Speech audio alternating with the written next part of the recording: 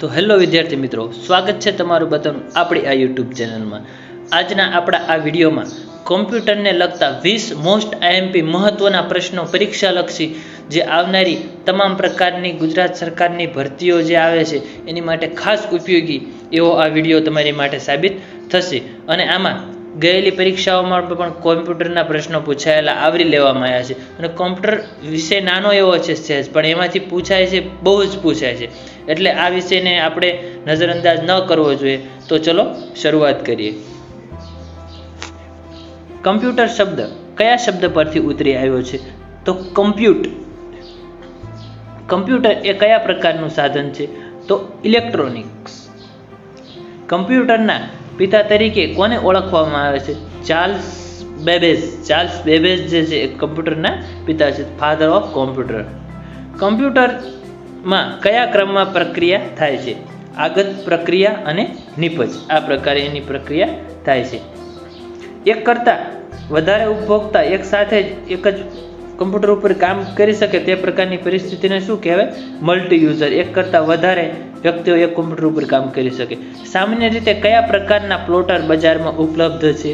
તો એ અને બી બંને, એટલે ફ્લેટ બેડ અને ડ્રમ, આ બંને પ્રકારના પ્લોટર બજારમાં ઉપલબ્ધ છે।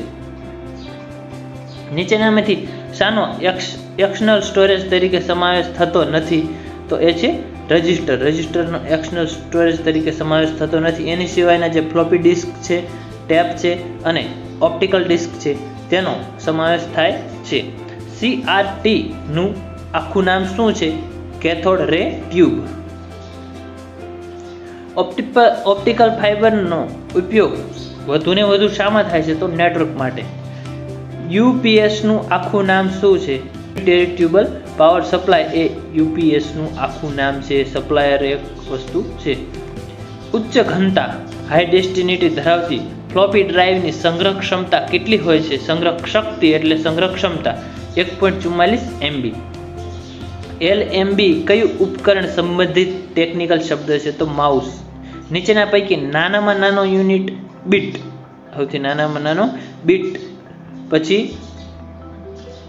બાઇટ, પછી KB અને પછી MB। કીબોર્ડના અક્ષરોમાં પ્રથમ લાઇનમાં ડાબેથી જમણી કઈ કીનો ક્રમ કયો હોય છે? તો QWERT। આ કેટલી વાર દરેક પરીક્ષાઓમાં પૂછાઈ ગયેલો છે? આ બધા પ્રશ્નો છે ને, આ બધા પૂછાયેલા જ છે, પણ આ બહુ કેટલી વાર પૂછાયેલો છે।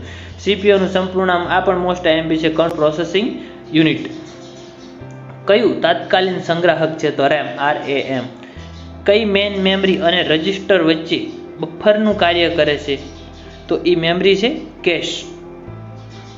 ડિજિટલ વર્સેટાઇલ ડિસ્ક એટલે હાલમાં આપણે જેને DVD કહીએ છીએ એની વધારેમાં વધારે સંગ્રહ ક્ષમતા કેટલી હોય છે? એનું સ્ટોરેજ કેટલું હોય છે? તો 17 GB નું હોય છે। એમાં અંદાજે 4 થી 5 પિક્ચર આવતા હોય છે અને DVD આવે છે, તો એની સંગ્રહ ક્ષમતા 17 GB જેટલી હોય છે। તો આ હતા કોમ્પ્યુટરના મોસ્ટ આઈએમપી પ્રશ્નો 20 જેટલા કે જે ગયેલી પરીક્ષાઓમાં પૂછાયેલા છે અને કમ્પ્યુટરને લગતા મોસ્ટ આઈએમપી છે અને હજી પણ પૂછાશે।